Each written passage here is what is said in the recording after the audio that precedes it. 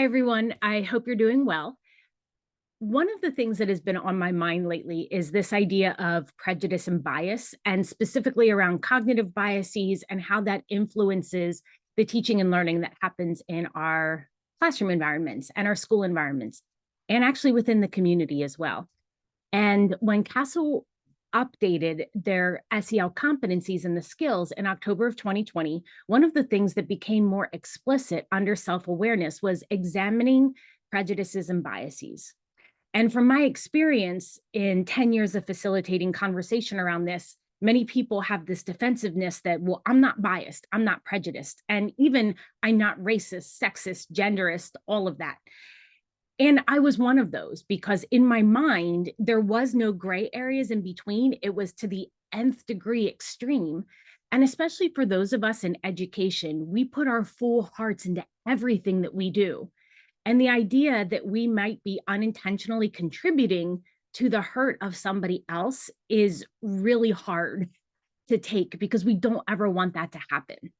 And so I started digging in a little bit more into bias, and I realized that there's a history, an evolutionary history of bias, and that our brains are meant and designed to be efficient. So we have biases to make things smoother, to make things faster for us. So our ancestors would be able to look at an animal and size it up and say, oh, I need to run away because it's going to attack and kill me. Or I can hunt and be able to survive and feed my family and continue living. And so our brains are designed to create these associations between two things, and it gets reinforced over time. So if I said to you, peanut butter, many of you would immediately think of jelly in a sandwich. If you ask me, I grew up having not only peanut butter and jelly sandwiches, but peanut butter and banana sandwiches.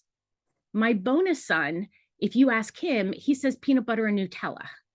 And so these are associations that we've just come to see over time, like salt and pepper. Um, and so think about what are some of those pieces that just immediately click for you.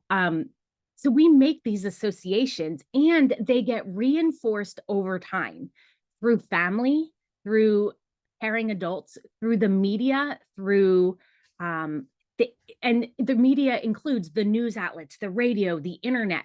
And so we see things that are coming at us and we start to make those associations. So we are all biased. It is what has helped us be successful in life.